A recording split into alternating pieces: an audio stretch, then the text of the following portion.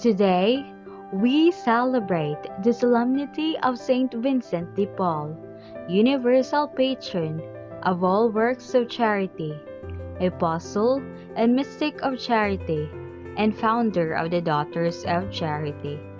Likewise, we are also celebrating the first day of Triduum for the 40th foundation anniversary of Our Lady of Victory Training Center, with the theme, Blessed with its charism, Service of Christ in the Poor.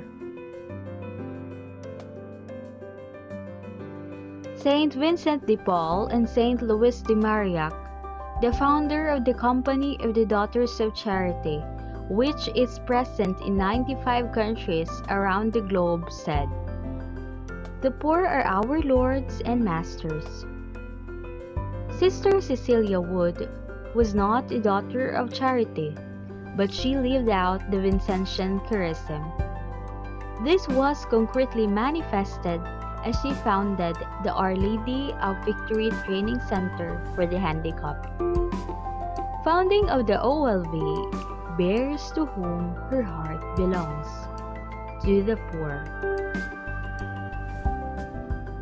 On the solemnity of Saint Vincent de Paul, we gave thanks to God for the gift of the poor, whom He has entrusted to our care. The poor, who is the very reason and purpose of our existence. Matthew 25 verse 40 says, "Truly I tell you, wherever you did for one of the least of these brothers and sisters of mine, you did for me." This is the foundational scriptural text of the incarnational spirituality of the Daughters of Charity, which is seeing Christ in the poor and the poor in Christ, because Christ and the poor are one. Our loving God has blessed us by sending people and events that gave rise to the foundation of OLV. We are blessed for the seed which God has sown in the heart of Sister Cecilia, the seed of courage, foresight, and profound love for the lost, the least, and the last.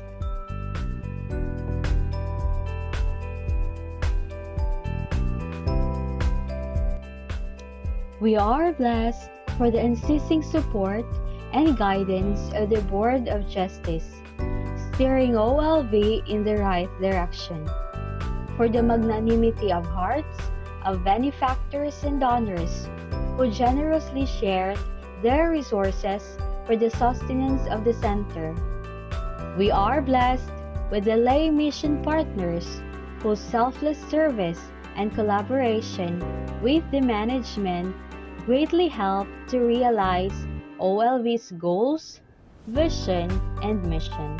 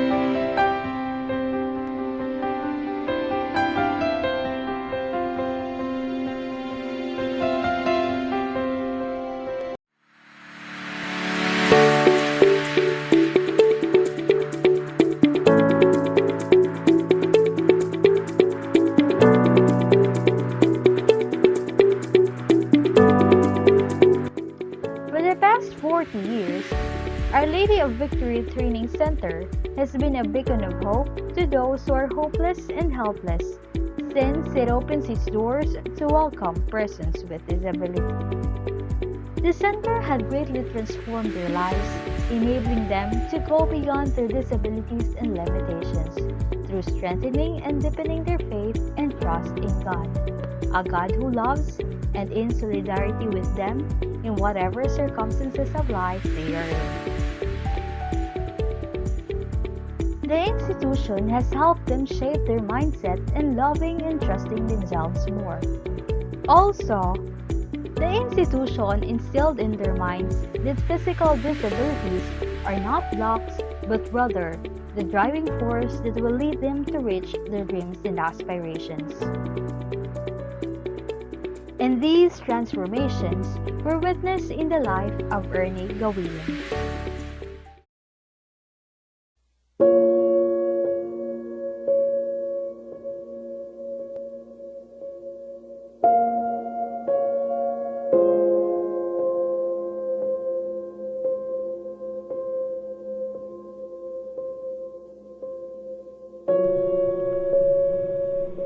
Dati, nakatago lagi sa loob.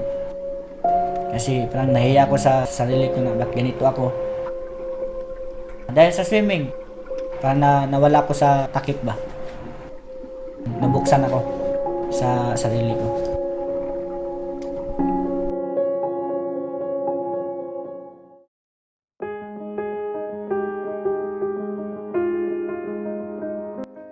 Ernie was born with underdeveloped extremities, resulting to him lacking both legs and an underdeveloped left limb due to surviving an attempted abortion and poor prenatal health care.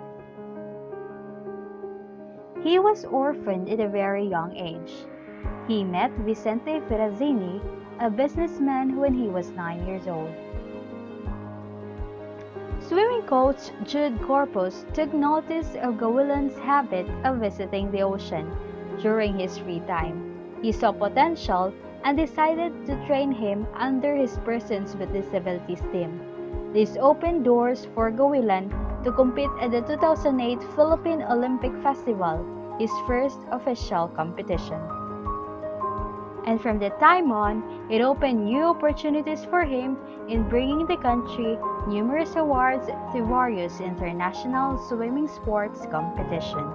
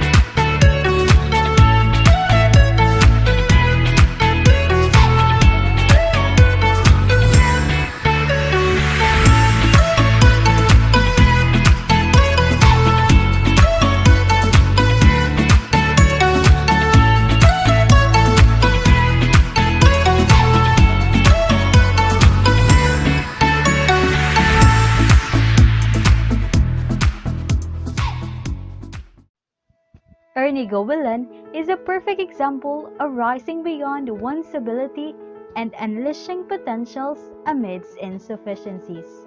He is only one of the many fruits of labor of Our Lady of Victory Training Center.